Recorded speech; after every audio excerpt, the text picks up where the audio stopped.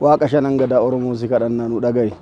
Aadaa Oromooti jechaadha. Oduun eebbifanne fuuldura isin walii nagumaa. Uumamaan uumaa raajeffannaa leellifnaa jedha Oromoon jechuudha. Laga gubbaatti wal ga'ee malkaa irratti galata waaqaa galcha jechuudha. Yoo birraan bari'u firaaf aanteen gamaaf gamana ce'ee wal gaafata uumaaf galata galfata. Baga ayyaana irreechaatiin isin ga'e hangaatu sulula qiinxama magaalaa Adaama. Jireenyaafis ta'e investimantiif mijooftu akkuma birraatti iftiinni kan ittiin mul'atu. Iddoowwan magariisoo fi hawwatoo ta'an paarkiiwwan haara galfiif tolan misoomni kolidarii hojjetame magaalatti daranuu miidhagseera. Qeenaan doodee kaafamtoota misoomaaf manneen 810 ijaarames aantummaan namummaa gochaan kan ittiin ife. Badhaadhina hunda galeessaa mirkaneessu bara 2017 qofa piroojaktiiwwan 5,996 qarshii biiliyoona 19 oliin hojjechuun tajaajilaaf oolchaniiru. Uummata miliyoona tokko oliif keessatti kan jiraachiftu magaalaan Adaamaa giddugala konfiraansii fi turizimii, daldalaa fi industiriiti. Tajaajila qulqulluu si'ataa fi iftoomina qabu uumuufis giddugala leenjii hundeessuun ditaaleessuunii fi e-sarviis hamma e-gavarnaansii mirkaneessuuf hojjechaa jirti. Sadarkaa naannoo Oromiyaatti tokkoffaa ta'uun kan badhaafamte magaalaan Adaamaa badhaadhina maatiitti mirkanaa'e uumuuf tattaaffachaa jirti. Kanaanis Adaamaa Investment Group hundeessuun rakkoo mana jireenyaa fi qaala'insa gabaa furuuf hojjechaa jirti. Nageenyi waaraan kan itti mirkanaa'e fi bu'uuraaleen misooma martu kan guutamaniif magaalaa keenya misoomsaa biyya haa guddisnuun dhaamsa isaaniiti. Ayyaana gaarii isiniif haa ta'u bulchiinsa magaalaa Adaamaa. Dukkanni gannaa darbee yeroo birraan bari'u. Yeroo keelloon daraaree abdiin namaa lalisu. Marga jiidhaa qabannee booqa birraa labsina. Dhihoof fagoorraa dhufnee jaalalaaf obbolummaan bu'uura sirna gadaaf duudhaa keenya ganamaan hunduu tokkummaan baanee uumaa galateeffanna. Faajjii walooma keenya irreecha irreeffanna. Baga ayyaana irreechaa nagaan geessan. Baankii Siinqee tokkummaan gara milkaa'inaatti.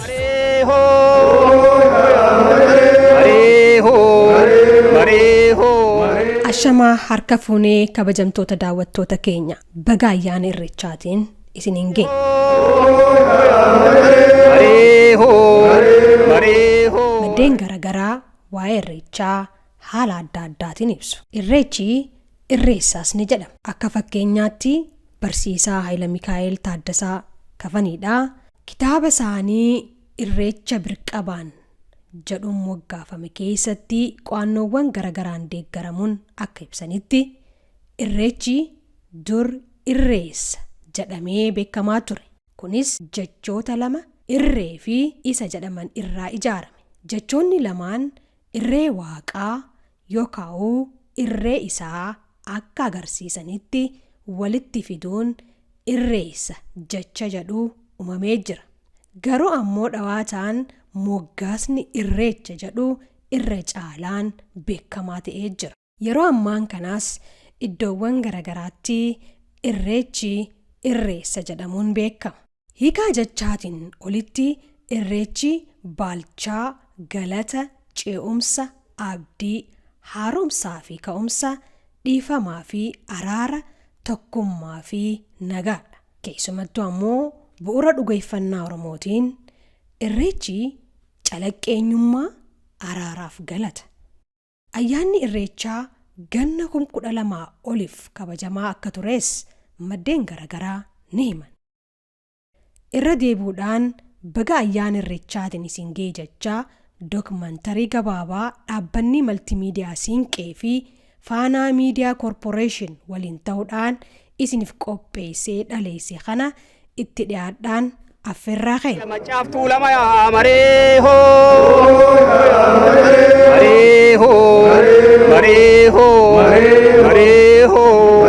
lama qabnuu nu bulchi yaa mareehoo. Waan inni nagaa lafti nagaa waan inni nagaa lafti nagaa waan inni nagaa lafti nagaa waaqa lafa jidduutti saawwan nagaa waaqa lafa jidduutti namni nagaa nageenyi titee Oromoo yaa itichu nageenyi titee sabaaf sablammii yaa itichu nageenyi titee uuma fi uumama yaa itichu. Hayyee yaa waaqa uumama uumta gurraacha garaa garbaalee immoo garaa saliilaa tokkicha maqaa dhibbaa. Waaqa bokkuu gurraacha ciicoo gurraatti uumaa walaabuu 90 gabraa saglayyaa Booranaa 7 baarintummaa waaqa caffeetumaa waaqa shanan gadaa Oromoo si kadhannaa nu dhaga'i.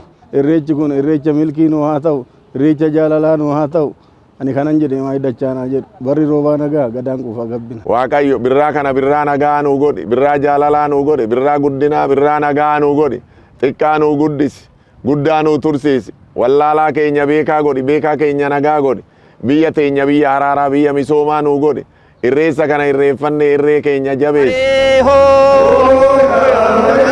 Irreechi tokkummaadha, irreechi nagaa, irreechi araara, irreechi galateeffannudha. Irreessa jechuun Oromoodha, aadaadha jechuudha. Aadaa Oromooti jechaadha. Irree Oromooti irreechi.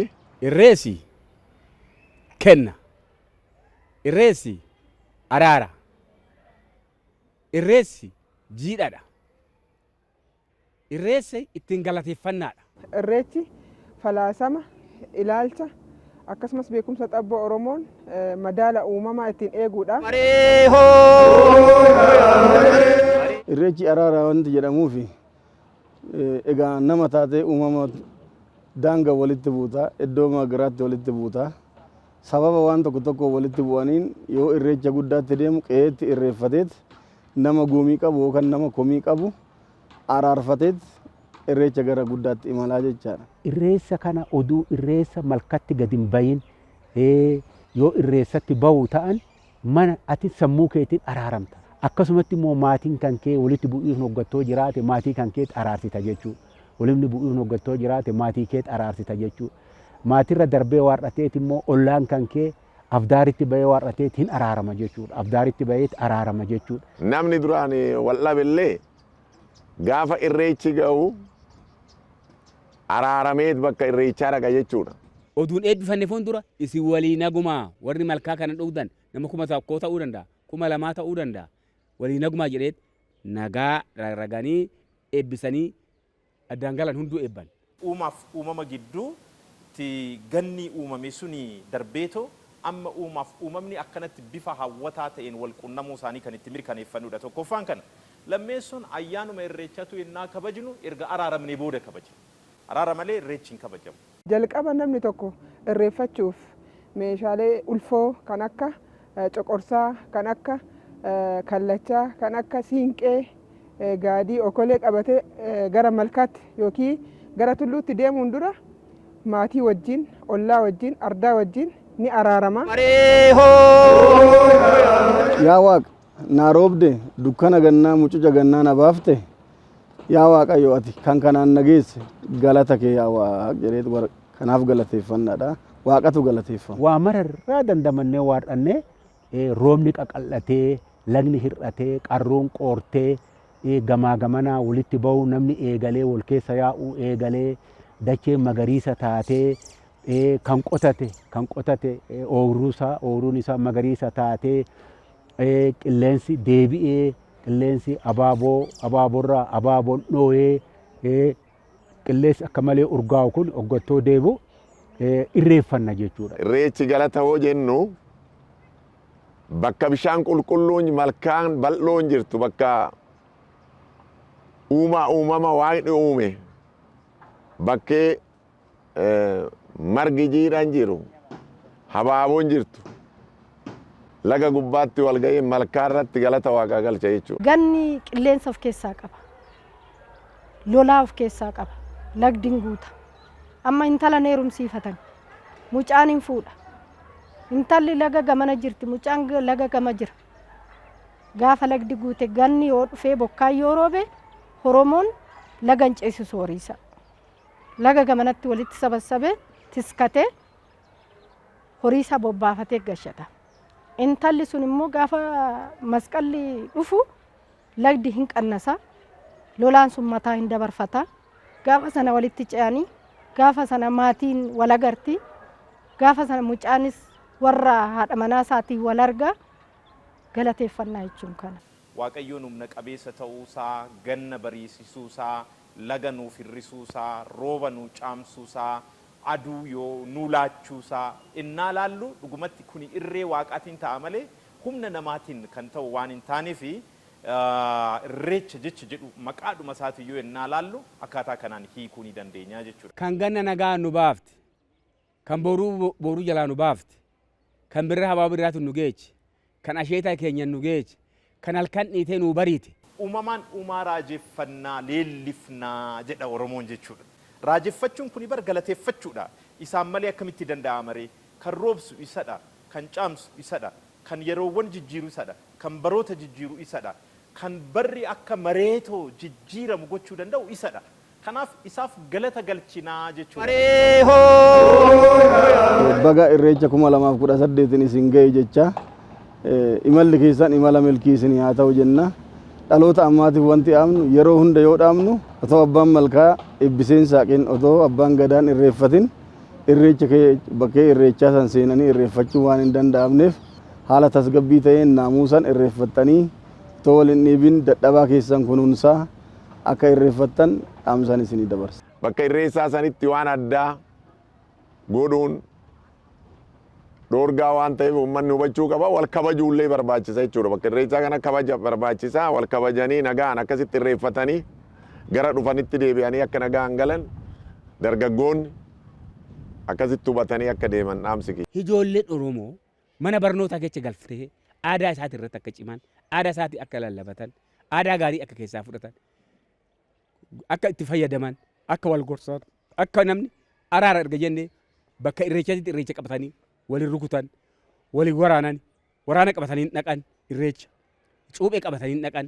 seentii qabatanii dhaqan, horooroo qabatanii dhaqan, alangee qabatanii dhaqan, jaarsi ciraa qabatee dhaqa, dubartiin siiqee qabatee dhaqti. Kana waan ta'eef irreechi bakka jaalalaati, bakka lolaatis. Akka kiyyatti waan an dhaamu har'a shamarreen kan hin heerumne kan mana hin qabanne siinqee qabataa jira. Anaadha siinqeeti jedhaa jiran. Deebi'anii immoo madda galii godhatanii jiran. Sirna keenya kana sirnuma duraan sirna Oromummaan qabu, sirna haati siinqee qabdu, sirna abbaan gadaa qabu kana balleessaa jiran. Odoo safuu keenya eeggannee, duudhaa keenya eeggannee, ishiin shamarreen akka shamarreenitti, haati siinqee akka haadha siinqeetitti, abbaan gadaa akka abbaa gadaatitti, ayyuun akka ayyuutitti dabaree odoo walii laannee wal kabanyee odoo safuu keenya kana guddifanne. Uummanni Oromoo qeerroo fi qarreen Oromoo eenyummaa isaanii deeffachuuf qabsoo taasisaniin jijjiirama dhufeen irreechi hora Finfinnee bara 2012 irraa jalqabee iddoo isaatitti deebi'ee jira. Irreecha kana deebisuu qofa osoo hin taane duudhaa isaa, duudhaa araaraa, duudhaa nagahaa, duudhaa dhiifamaa tokkummaadhaan bareedanii waliin irreeffatanii akkasumas immoo dhimmoota hawaasummaa, diinagdee fi siyaasa uummata Oromoo irratti tokko ta'anii gara fuula duraatitti eenyummaa isaanii osoo hin faalamin akka dhalootatti dabarsan kan dhaamu ta'a. Irreecha mormuu keenyaan dura irreecha haa beeknu. Deeggaruudhuma keenyaan dura irreecha haa beeknu. Miiraan qooda deeggarru jechuudha. Tokko kanadha kan dhaloota irraa eegamu jechuudha. Inni biroo naamusni baay'ee barbaachisaadha. Amma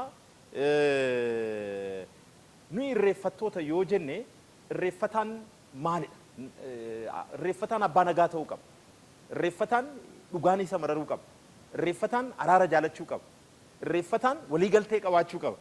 Amma nuyi ijoollee abbaa gadaatii irreeffattoota jecha nagaan qabnu taanan yookaan immoo dhugaan qabnu taanan haqan qabnu taanan araarri hin jiru taanan nu bira baay'ee rakkisaadha. Kanaaf aadaa keenya jaalachuun akkuma eegametti ta'e aadaan keenya immoo itiksii keenya naamusa keenya immoo bocuu qaba. Aadaan Oromoo gola mara keessa jirti. Aadaa gola mara keessa jirtu tan wal simsiisee walitti amaadessee walitti aanjessee uummanni Oromoo asiin gahee jira. Asiin gahee jira. Har'a immoo dhaloonni kun immoo kitaabanis ta'e, miidiyaanis ta'e,